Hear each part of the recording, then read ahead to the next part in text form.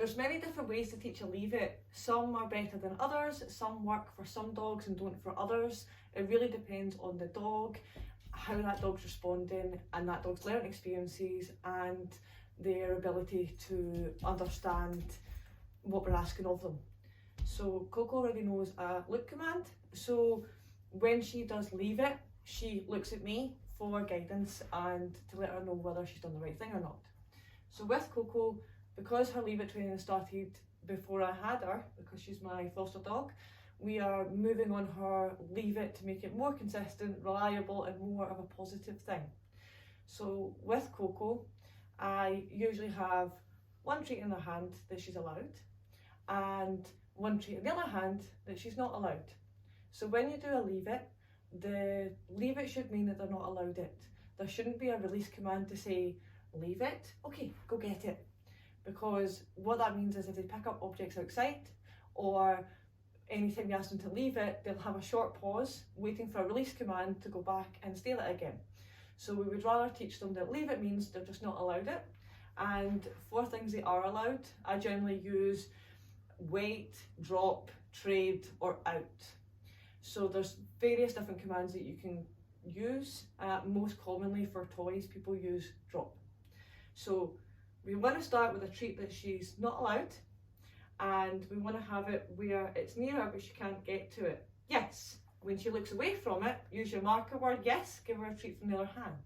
Ideally, if you have two different types of treats, that works well as well. So when she looks away from it, yes, she gets a treat from the other hand. We can start putting it down towards the ground. Each time she tries to go for it, just put it a little bit higher again. Yes. Every time she disengages, she gets another treat. You want to start working it to the ground and wait on her. I know, I see the ball. Yes. And you want her to disengage from it completely so that she's not staring at it and she's completely disengaging. So you can see she's totally uninterested in this treat in my hand here. And as we're doing it, we're just using her marker every time she disengages. Yes. Once the dog does it consistently, you would start adding in the word that you want for that behaviour or that cue. So I would start adding in leave it, yes. And that means that she knows that behaviour is leave it.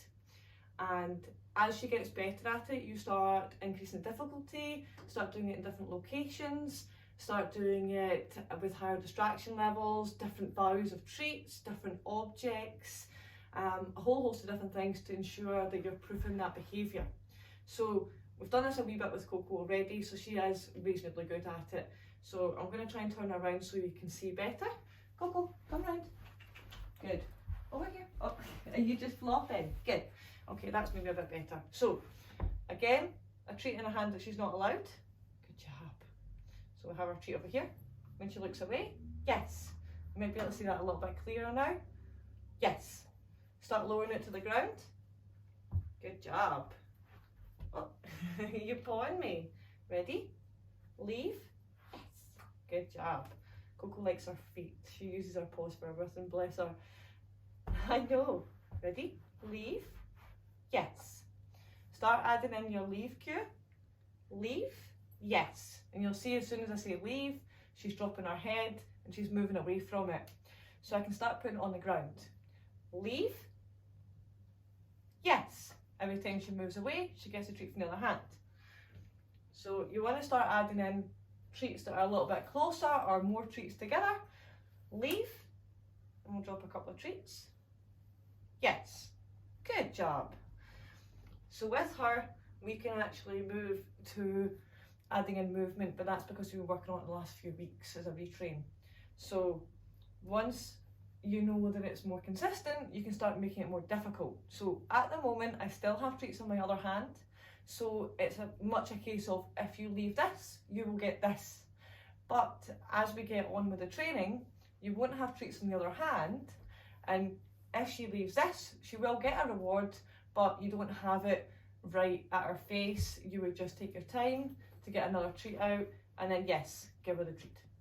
So at the moment, we're going to add in a little bit of movement. So you ready, Coco? Leave it.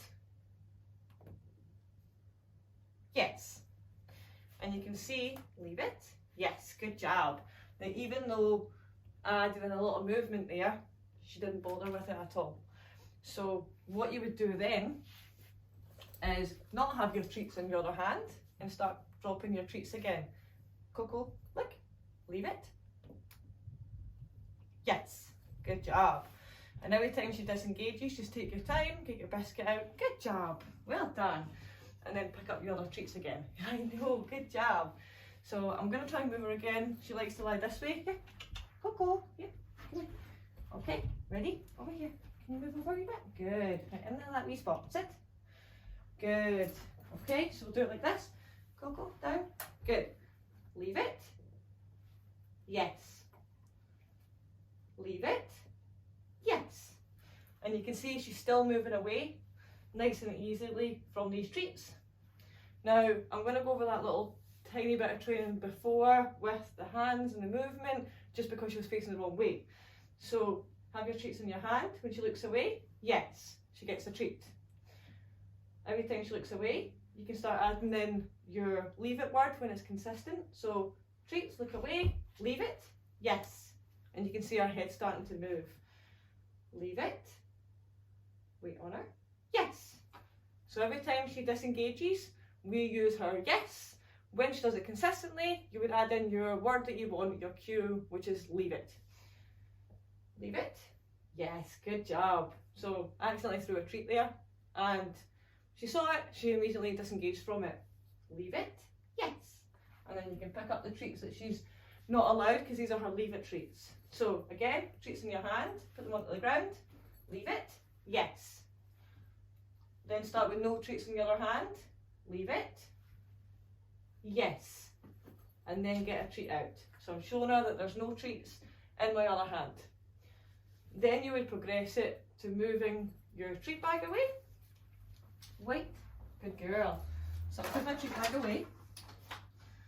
I'll have a wee treat sitting up here. Good. And we're going to do the same thing. Ready? Leave it. Yes. Take your time. Get your treat from up here. Bring it back down to her. Yes. And you can pick up your treat. So you want to start adding in more difficulty, such as new environments, different places, whether she's in a sit, a down, a stand, whether she's in the kitchen maybe. What I tend to do a lot of is cutting up hot dogs on the counter, and I'll throw one off the counter, and as I'm throwing it off, I'll just say leave. As soon as they leave and disengage, look away from it and look at me, they get their yes, and they get a treat off the counter, and I pick up the one on the ground. That means I'm starting to proof them for accidental drop things in the kitchen that might be dangerous. I also do the same out walks. What I'll do, I'll move over vehicle for a while. What I usually do in the kitchen, I do the same outdoors. So on walks, I'll take a handful of treats, I'll have the dog on the lead, and I'll start dropping treats behind me outside. That means that for dogs that are really bad for picking up things outside, you can start teaching them to leave food items outside, but if they make a mistake and they eat it, you know it's only your own treats, but the dog wasn't aware that it was their treats. They've just found something on the walk. So you would drop the treats behind you, have a dog on a lead, turn around and start walking back past all those treats. If your dog engages in them, you can just use your leave, yes. And every time they look away, gets a treat from your hand. So your leave it should work under most circumstances. Although I do teach an emergency trade or out, depending on the dog and depending on what type of value the item is. For example, for terriers, your sheepskin and rabbit skin tugs are going to be much higher value than that of, say, a Shih Tzu with a tug toy, because on a different kind of working breed. So Shih Tzus are more of a companion breed, terriers are more bred to bite, grab, chase and shake things. So the toy is much more oriented towards dogs with a predatory sequencing. With your leave it training, make sure that you're consistent, make sure your dog understands what you're asking of them. I will probably put on other alternatives to teach a leave as well. Some of them are really useful and I do use a lot, such as having treats in a tub and having them at a height so that the dog doesn't feel pressure to have to go near them or engage with them, and we're still doing the same thing of rewarding the disengagement, look away from it, and slowly putting the tub further down onto the ground and rewarding with less pressure, so to speak. There is other ways, such as holding a treat in your hand and waiting for the dog to back away from it. As soon as the dog backs away from it, yes, you give them a treat from the other hand, and then you can start progressing to an open hand down on the ground.